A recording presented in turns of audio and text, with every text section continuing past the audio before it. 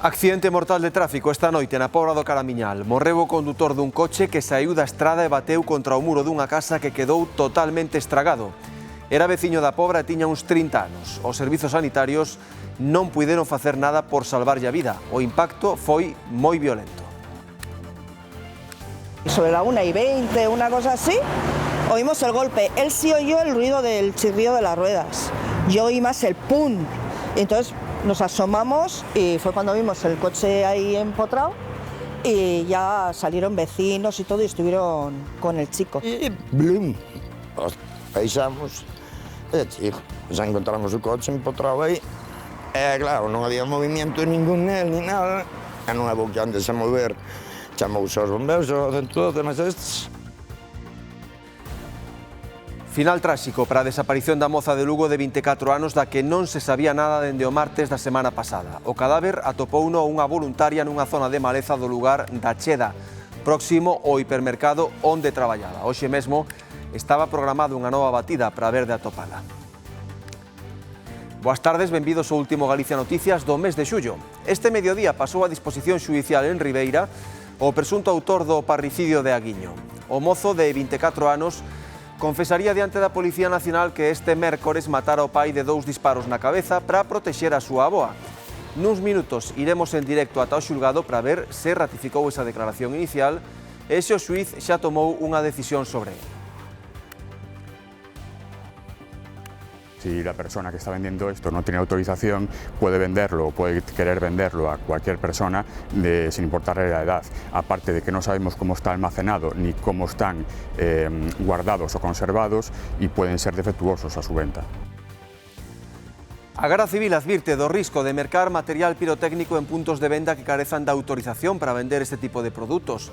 Nos últimos días, a inspección dunha dúcia de postos de venda ambulante nas festas do Burgo e Arteixo propiciou a incautación de máis de 20.000 artefactos pirotécnicos que non cumprían a normativa.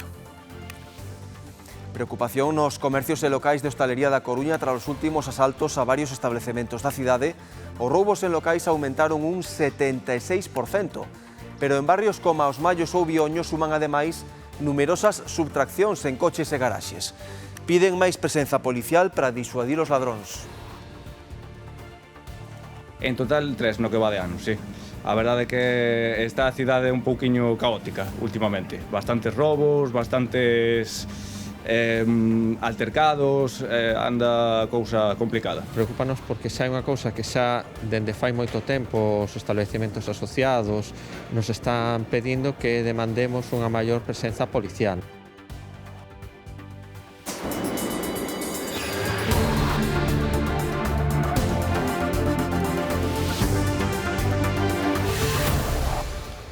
A Garda Civil prendeu un veciño de Rianxo de 45 anos como suposto autor do incendio de varios vehículos estacionados ás portas dun taller mecánico situado na parroquia do Araño. O home xa pasou a disposición xudicial en Padrón e o xuíz decretou a súa posta en liberdade investigado por un delito de danos. 2 coches quedaran completamente calcinados por mor das lapas. O lume extinguírono os bombeiros de Boiro. A media hora de comezar hoxe a busca de Carmen, a moza de 24 anos que levaba 10 días desaparecida en Lugo, un grupo de voluntarios atopou o seu corpo nunha zona de difícil acceso. Un tráxico final para moitos días de incerteza. Ás 10 da mañá, familia, amigos e voluntarios xuntábanse na zona da Cheda para comezar unha nova busca de Carmen. Hoxe o dispositivo centrouse nesta zona, tamén próxima ao hipermercado onde traballaba, pero do outro lado da estrada Nacional Sexta. Aos poucos minutos de iniciar a busca, un grupo de voluntarios viu algo entre a maleza ou a chegarse viron o corpo da moza. A rapaza estaba con nós e veume avisar de que atopara algo extraño. Era unha zona bastante tupida e difícil de acceso e atopámola ali no medio dos carballos. Procedeuse a acordoar a zona ata a chegada da xuíza para o levantamento do cadáver. Carmen desapareceu o pasado martes. Durante días buscárona polas beiras do Miño e no seu leito, porque aí, na contorna do río, foi onde se recibiu o último sinal do seu móvil. A súa desaparición mobilizou a cidade. Agora a autopsia determinará a causa do seu falecemento. O cadáver da muller atopado o pasado domingo nunha zona de difícil acceso de Redondela é o de María Pereira, viguesa de 75 anos con Alzheimer, desaparecida hai un mes da súa casa. Confirmouno a súa familia tras a acreditación das probas forenses. María Pereira saíra a pasear polo barrio do Calvario o pasado 29 de xuño, mentres o seu fillo lle facía comida na casa. Familia, voluntarios e efectivos de busca estiveron un mes rastrexando diversas zonas entre Vigo e Redondela. Un veciño desta última vila atopou o cadáver. Houve un accidente mortal de tráfico esta noite na Pobra do Caramiñal. O coche sufriu unha saída de vía Ester moi aparatosa. E din os veciños que sentiron ben o chirriar da freada das rodas antes de finalmente sentir ese golpe. Creen que o condutor perdeu o control do vehículo ao saír dunha curva que hai máis abaixo e así, sen control, cruzou a estrada, saíu da vía e acabou por chocar contra o muro desta casa. Quedou aquí encaixado. Os servizos de emerxencias tentaron reanimalo, pero finalmente, dado as feridas graves que presentaba, non conseguiron sacalo adiante. Conta Suso que pasaba da 1 da mañá cando un ruído que chegou de fora lle fixo temer o peor. Un chirrido, pero o de sempre, e pasa. Pero esta vez, blum, baixamos, e chico, xa encontramos o coche empotrado aí. O coche saíu da vía e levou por diante o muro da casa. O impacto alertou os veciños desta zona da Crocha que deron aviso a emerxencias. Dentro do vehículo, un só ocupante, o conductor. Pensan que perdeu o control á saída dunha curva. Da parte de abaixo de unha curva bastante un pouco conflitiva, e nada, saleuse e bueno, pois quedou aí xa. Como que venía al hombre a velocidad. Se le iría el coche y se empotró ahí detrás mío. Vimos el coche ahí empotrado y ya salieron vecinos y todo y estuvieron con el chico. El chico se le oía, ay, entonces yo le dije, bueno, por lo menos vivo está. Axiña chegaron os servizos de emerxencias, movilizáronse urxencias sanitarias, Garda Civil, Protección Civil da Pobra e bombeiros de Ribeira e Boiro. Había unha persoa dentro do coche que inmediatamente xa foi atendida polos servizos sanitarios. Colaboramos con eles para proceder a sacarlo do vehículo e poder atendelo nas mellores condicións posibles. Tivose que facer a reanimación cardiopulmonar e minutos despois o médico certificou o falecemento. A vítima é un home duns 30 anos, veciño da zona. E na zona din que neste treito da comarcal 305 entre a Pobra e Boiro houbo traxedias similares e sustos constantes. Muchas veces estás en la cama, estás así, esperando como a ver si hai golpe o sigue para adelante. Curva sí, porque como ven dunha reta, pois sempre ao chegar á curva ou ven de abaixo ou ven de arriba. Hai moitos anos sí que había tamén bastantes accidentes aí nesa curva. Accidentes tamén mortales. A Garda Civil ten aberta a investigación para determinar as causas e as circunstancias deste sinistro mortal. O mozo detido por presuntamente matar a seu pai en Aguiño pasou este mediodía a disposición xudicial nos xulgados de Ribeira. Demetrio, contanos, sábese xa o que decidiu o xuiz? Estamos precisamente neste instante á espera de que sexa trasladado dentro do interior destes xulgados precisamente as dependencias dos calabozos que están xusto á beira nas instalacións da Policía Local. Todo apunta que será trasladado dende aquí directamente xa a un centro penitenciario. Prestou declaración ao longo desta mañá, chegaba ata aquí, ata os xulgados de Ribeira, ás 12 como presunto autor desa morte a tiros de seu propio pai, uns feitos que se producían na xornada pasada en a que este mozo de 24 anos presuntamente disparoulle a seu pai de 47 anos que falecía no acto. Como decíamos, moi pendentes agora nos próximos minutos do traslado, despois xa da súa declaración dende as dependencias deste xulgado aos calabozos da Policía Local para ser trasladado posteriormente a un centro penitenciario á espera de xuízo. Estamos en plena temporada de romerías e verbenas e aí advirten do risco de comprar petardos en postos ambulantes, unha práctica demasiado normalizada, pero de risco alto. Na última operación policial, a Garda Civil incautouse de máis de 20.000 unidades nas festas do Burgo de Arteixo. Forman parte da tradición da nosa infancia, vémolos en calquera romaría que se precie, os petardos de sempre, pero ollo. Solo se puede vender en establecimientos autorizados, no puede ser nunca en venta ambulante.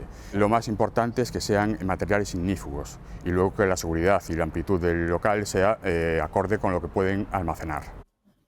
Estas imaxes son do último golpe á venda ilegal de artefactos pirotécnicos, máis de 20.000 petardos en postos das festas do Burgo de Arteixo, á venda sen permisos, sen controis e a saber en que condicións. Si la persona que está vendiendo esto no tiene autorización, puede venderlo o puede querer venderlo a cualquier persona sin importarle la edad. Aparte de que no sabemos cómo está almacenado ni cómo están guardados o conservados y pueden ser defectuosos porque tienen que tener unas condiciones específicas de temperatura y de ambiente. No sabemos realmente si ese producto está bien para usar.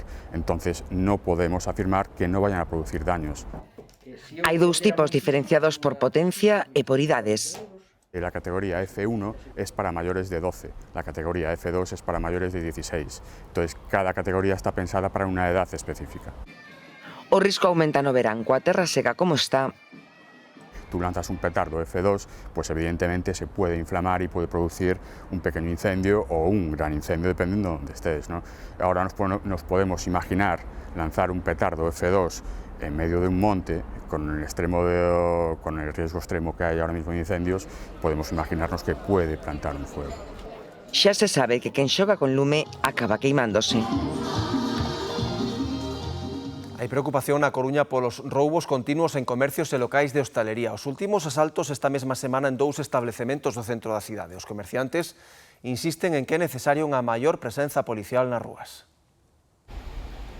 Este comercio da contorna da Praza de Vigo aínda conserva as pegadas do suceso. O ladrón ou ladróns actuaron de madrugada para entrar no interior do local.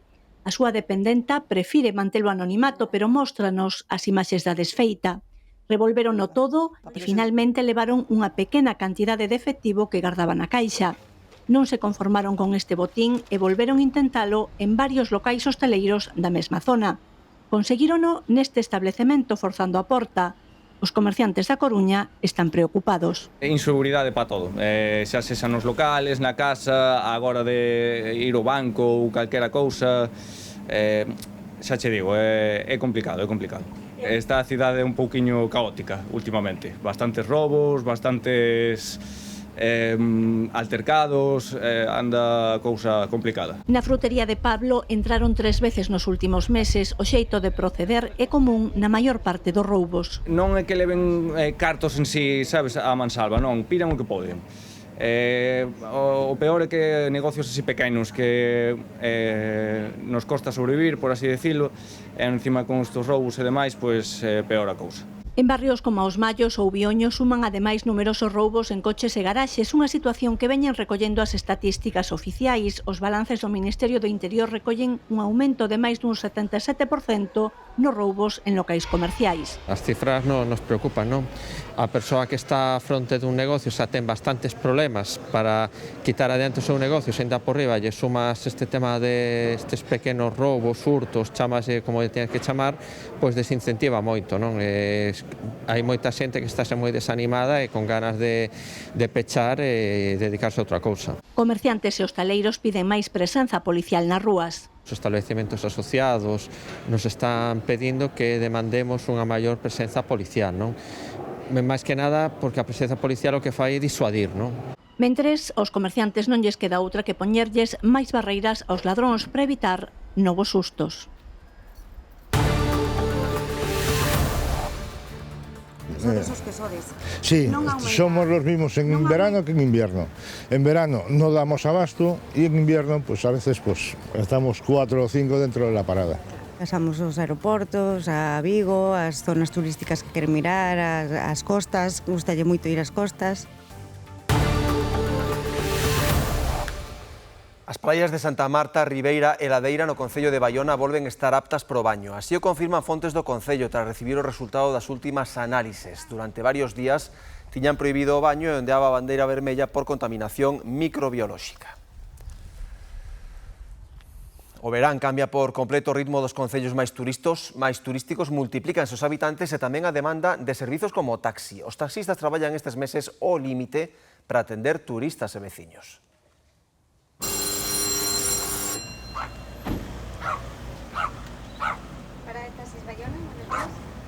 O teléfono non deixa de soar na parada de taxis de Baiona. Durante o verán, os taxistas encadean un servizo con outro sen apenas descanso. Somos los mismos en verano que en invierno. En verano no damos abasto y en invierno pues a veces pues estamos 4 o 5 dentro de la parada. Os turistas botan mando taxi para desplazarse e coñecer outras zonas da provincia. os aeroportos, a Vigo, as zonas turísticas que queren mirar, as costas, gustalle moito ir ás costas. Teresa e Carmen viven en Nigrán e son usuarias do taxi durante todo o ano. Din que nos meses de verán conseguir un libre require máis paciencia. No verán é máis difícil, por supuesto que sí. Sí, porque non para uno, siquiera. A ver, se ya sale, seguro. É difícil, non? Se de día o ritmo é intenso, pola noite tamén, sobre todo nas fins de semana. A ver, aquí no tenemos turnos para poder decir, bueno, pues hay taxis de guardia. Trabajan pues de noche, ahora en verano, pues alrededor de 5 o 6 taxis, de 24 que somos. O ocio nocturno enche as rúas de Bayona e Nigrán e cando pechan os bares e discotecas, os taxistas non dan feito. Ponle la gente que vive en Vigo, estoy así, tiene que pillar todos un taxi y aquí como mucho hay 3 o 4 y ponle que ya son un grupo ya de 15 por ahí, en un taxi máximo entran 3 o 4, o sea, hay mucho que tienen que esperar mucho para irse. As 13 licenzas de Bayona e as 24 de Nigrán quedan curtas para facer fronte ao aumento da demanda. La población pues se multiplica por 4 o por 5. El tráfico se multiplica mucho más, con lo cual los viajes nos llevan muchísimo más tiempo que antes. Y claro, pues la gente a veces llama a la cabina y como el que coge la llamada es el propio que va a hacer el servicio, si no llegamos aquí no podemos atender como Dios manda. Como sucede con outros servizos das zonas turísticas, o taxi vive agora as súas semanas de maior intensidade sen case respiro. A comida é un dos grandes atractivos de Galicia para os turistas, sobre todo o marisco, pero máis aló de berberechos Nécoras ou Percebes, indagamos cales son os produtos que máis atraen os estómagos dos que nos visitan. Galicia conquista os seus visitantes tamén polo estómago. O caso é viaxar, coñecer e probar, como fixo este peregrino francés. He comido en un restaurante con una estrella Michelin. Sí, en Ourense, el pan era muy bueno. Me recuerdo un chorizo, sí, jamón, sí, caldo gallego, ¿se dice así? Sí, que me gusta mucho. Os produtos do mar son un clásico, pero a Galicia interior non queda atrás e ten moito que ofrecer. Yo soy de Alemania, de Múnich. Y la comida gallega que me ha encantado mucho ha sido el lácteo. Vale, aquí en la costa cantábrica hay muchas vacas y muy gran diversión de lácteos, exactamente. Los asturianos nos gusta bastante el queso. De hecho, acabamos de comprar ahí en un local de aquí del mercado un queso, entonces vamos probando un poco de todo. Cada viaxeiro chega coa súa bagaxe e traduce a experiencia culinaria aos seus propios marcos, como é o caso desta turista de Chicago. Una yema, se llama pizza, postre y café. Entonces, aquí en Galicia, en Santiago, quiero probar tarde de Santiago. Falamos de comer e de mercar, que é o que máis levan as persoas que nos visitan. Hai xente que leva patatas, porque como a patata de aquí non hai. Hai xente que leva pimentos, pero hai xente que leva carne, hai xente que leva bacalao. O que máis se leva é embutidos, porque é moi doado de transportar. Conservas, marmeladas, mel, galletas, chocolate, a lista de produtos para seguir disfrutando de Galicia a volta é ben longa e variada. A falta de remuda xeracional complica a subsistencia do pemento da Arnoia. Esta fin de semana celebran a festa gastronómica e foi o propio Concello o que tivo que plantar pementeiras para garantir o abastecemento. Mentres as vides conquistan cada vez máis terreo na Arnoia, as pementeiras van desaparecendo. O pequeno tamaño das parcelas complica a utilización de maquinaria e non hai remuda xeracional. O campo tira menos, tiran para o mellor para comer na casa, si faz unha pequena horta para ti para consumo propio, pero que fagan para vender o pemento, pois cada vez quedan menos xente, eso está claro. Hai poucos produtores profesionais que comercialicen o produto e este ano, ademais, tiveron pouca sorte co tempo. Moitas plantas víronse afectadas por un fungo que provoca o que chaman a tristeza do pemento. Unha vez que vemos os síntomas, unha vez que vemos que a planta ten ese decaimento, ten esas follas secas, que por eso chama tristeza, é que o patóxeno, o fungo, está tan repartido por o sistema vascular que xa prácticamente o que temos que facer é arrancala, Calculan que este ano a produción total, excluindo a de autoconsumo, é duns 7.000 kilos e 3.000 van destinados á Festa do Pemento, que celebra a edición número 47. Cando naceu foi para darlle saída ao excedente de produción e hoxe en día, pola contra, teñen que producir para a festa. O propio Concello ocupouse do cultivo para garantir o abastecemento. Dentro do Concello decidimos facer unhas plantacións directamente. En eso involucramos os propios concelleiros e estuvamos traballando durante estes meses, al menos para ter o produto asegurado. O cual, que sí que quero avisar, ven a segunda picaresca. Pementos da Arnoia que se venden na costa e en outras zonas turísticas, imposible que sean da Arnoia. Ao redor de 150 voluntarios traballan na organización da festa. Destacan a calidade destes pementos tan característicos. O olor é a característica principal. Uns pementos da Arnoia desplenden un olor que xa se caracteriza, son carnosos, un verde intenso e están riquísimos. A festa esténdese durante toda a fin de semana con 5 turnos de comida para degustar este prezado manxar. Ademais da Arnoia, hai outras localidades que lles renden homenaxe ás súas variedades de pemento esta fin de semana. É o caso do pemento de Herbón, en Padrón, o de Mougán, en Guntín, ou o de Oimbra, en Ourense. O Percebe será a Estrela en Aguiño, pero tamén en Cedeira e en Rinlo, en Ribadeo. Os fogóns xa están preparados na Illa de Arousa, en Rianxo, para cociñar variedade de recetas con mexillón como protagonista. En Burela, a Estrela esta fin de semana será o Bonito, e o Longueirón en Fisterra, onde ademais recrean o encontro pirata que lembra o saqueo en 1404 por piratas ingleses. En Miño celebran unha nova edición da Festa da Cebola Chata e en Laro, en Silleda, a Romaría da Tortilla. Gastronomía e feira a cabalar mestúranse na Festa do Galo Piñeiro, no Pino. Cambados xa leva desde o mércores rendéndose os engados do Albariño. En Vilamartín de Valdeorras, a Festa das Covas ofrecelles a oportunidade de degustar os seus viños artesáns nas adegas soterradas típicas da zona. Múltiples e variadas son tamén as festas históricas que se celebran esta fin de semana. En Narón recrean o pasado celtano en Atlántico. En Cazoira volverán vivir o desembarco vikingo e Sada retorna aos inicios do século XX coa feira modernista.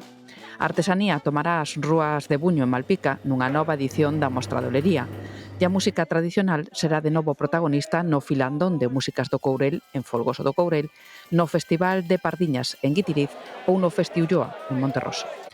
En Cabana de Bergantiños celebran a tradicional Romaría de San Fins de Castro e en Ribadeo a Xira de Santa Cruz. A troula está garantida mañá na Festa Hortera do Porto do Son, unha especie de entroido de verán en que música, disfraces e humor se converten nun cóctel perfecto para gozar do primeiro sábado de agosto. Veciñanza de Muxía, visitantes e turistas quedan sorprendidos estes días cando entran no Santuario da Barca e ven as obras do interior da parede sur, a segunda fase dunha restauración moi sentida e agardada pola vila tras o devastador incendio de 2013. As portas do Santuario de Muxía ábrense agora a unha nova fase de restauración para ir recuperando o seu brío como patrimonio mariñeiro, un dos máis visitados no verán. Limpar a pedra, eliminar humidades e o cemento son unhas obras moi sentidas e agardadas pola vila tras o devastador incendio de 2013. Porque é necesario que fajan esas obras, porque se necesitaban. Como queredes que quede o final? Igualiño que anterior? A mí gustaríame que fora unha réplica do que hai. Que el santuario se incendió y ahora pues están restaurando y pues estamos bastante contentos porque ahora ya lo podemos visitar. Se está restaurando y bueno, yo creo que la población gallega ha demostrado que es una luchadora. O párroco do santuario, Daniel, explica con entusiasmo que se trata de impulsar a restauración, desta vez coas obras no interior da parede sur, por un importe de 420.000 euros, que teñen un valor funcional, pero tamén estético. Todo ha cambiado una barbaridad. Es que es completamente diferente. Antes era un pueblecito pescadores y ahora es un pueblo turístico. Que lo reconstruyan porque bueno, al final es una riqueza cultural de Galicia y está muy bien que emprendan estas acciones. Una de nuestras paradas ha sido este monumento y ahora lo vamos a ver.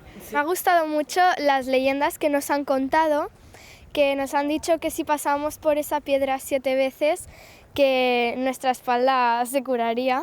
Bueno, se nos pone la piel de gallina cuando pensamos en lo que ocurrió aquí cuando éramos muy jóvenes y bueno, no sé, entiendo que es un pueblo con mucha tradición y particularmente también porque mis abuelos eran gallegos. Durante 9 meses de obra, as pedras que protexen a Virxe da Barca volverán á súa esencia. Todos agardan para ver o santuario como sempre, ata un novo retablo. Unha familia de Coruxo en Vigo vive atemorizada porque a súa vivenda está rodeada de leiras sen rozar dende hai máis de 3 anos. Afirman que os propietarios están localizados pero non actúan e temen que algún incendio arrase coa vivenda, que xa se salvou milagrosamente en 2017. Carme e Pedro viven atemorizados rodeados de mato nesta casa do barrio de Fragoselo na parroquia de Coruxo. Xestas, toxos, kiwis e mesmo velutina rodean a casa polo lado do monte. Lembran con terror 2017 cando estiveron a piques de perder a casa e o monte estaba máis limpo. Un milagro total. Un milagro porque ardió todo lo desajo del tejado de abajo del garaje, que son 20 metros. Solo hizo todo una cuerda roscada y cayó todo al riachuelo, el canalón todo. Pensan que de repetirse un incendio como aquel quedarían sen vivenda. Pois nos quedaríamos sin casa, porque en aquel momento coincidiu que tiñamos este frente todo limpio, donde agora, despois do incendio, non sei se foi os 2 anos, viñeron e limpiaron. O Concello limpiou. Se lle pasou a factura aos dueños ou non pasou, saben eles. Bien, agora estamos cansados e requete cansados de poñer avisos, denuncias, de todo. É totalmente que non fan caso ningún. A filla de ambos vai cada 15 días ao Concello a pregar que urxan os propietarios a limpeza ou que algunha administración os advirta dunha posible multa, pero polo de agora os resultados son nulos. Ya, conocidos son todos porque se conocen todos. Claro, pero lo que no hay es las ganas. Os propietarios son coñecidos e, aínda que algún é maior, todos posúen recursos económicos para afrontar unha roza. Dille fai caso. E claro, isto non pode estar así, tal como estamos, que estás acercando o fuego. Cada día estás acercando máis, calquer día chega aquí. E a ver, mira ti, e non lle fan caso. Iso. Todos lembran con morriña os tempos en que todos tiñan animais que comían na herba e tiñan leiras limpas. Agora érguense cada mañá mirando a previsión da calor e do vento e pregando que a próxima faísca non prenda nas inmediacións. Na Coruña, a praia de Benso, o único areal canino da cidade, segue rodeado de dúbidas. Non hai controis sanitarios e os usuarios denuncian falta de limpeza e de servizos básicos. Reábrese o debate de se este espazo é realmente axeitado pros cans ou se deberían habilitarse alternativas en praias como Riazor ou Orzán. En Bensa hai un cartel que promete praia, area e mar para os cans da Coruña, pero cando un chega, isto é co que se atopa. Abandonado, fai uns anos estaba mellor. Aquí creceu a erva, antes non había erva, toda arena, estaba máis limpio. E aínda así hai quen a escolle. Na playa estáse moi ben, é unha playa tranquila, vimos cos animais, non nos bañamos moito, pero mollamos os pés un poquinho e xa está. Moitos dos que veñen ata aquí fanno por rutina, comodidade ou necesidade, tendo en conta que esta é a única praia canina que hai na cidade, pero con moitas tarefas pendentes. Eu creo que hai un grupo de certas persoas que vimos aquí porque é unha praia super tranquila, chegase a parcas, pero sí, o estado é lamentable. Hai moitísimo plástico, moitísimo residuo de todo tipo. Non sei se é porque é unha zona moi batida de mar ou simplemente porque está deixada da man do Concello. Esta está llena de algas, sí. A ver, venimos con el perro, para bañarse siempre hay un montón de algas ahí por el medio, pero bueno, para el perro pues es lo que hay aquí en Coruña, nada más. E as súas augas non están catalogadas como zona de baño, o que quere dicir que non ten controis sanitarios. O pasado industrial da zona e a proximidade da depuradora tampouco axudan a mellorar a súa imaxe. Cuando hace así mucho sol no podemos venir porque tampoco se puede bañar uno ni nada. Está chea de ervas, chea de basura, o sea, non cuidan nada esta playa. Dá pena, verdad, porque é unha playa bonita, é unha playa apartada, é unha playa que se limpiara podía estar, vamos, en perfectas condicións. E dá pena que da Coruña, como non teñas coche, é imposible vir aquí co can. Todo isto non fai máis que reavivar un debate que medra ano tras ano para que os cans tamén poidan acceder no verán ás praias do Orzán e Riazor en determinados momentos do día. Pero no tiene sentido que por las noches no puedan usarlas, ¿no? Sí, porque siempre dicen que son los que ensucian las playas y yo creo que la ensucia más la gente que los perros. Por ejemplo, en San Juan, o sea, es una barbaridad cómo queda todo y demás y lo que tienen que invertir para limpiarlo de una noche. O sea, Cuando un perro realmente que ensucia. Claro, E se os dueños somos civilizados, pois non tería que haber problema. Polo momento, a petición xa roza as 5.000 sinaturas nunha cidade que ten máis de 32.000 cans censados. Rematamos, chega xa Marta Arriba co Telexornal. Grazas pola compañía, que gocen da fin de semana.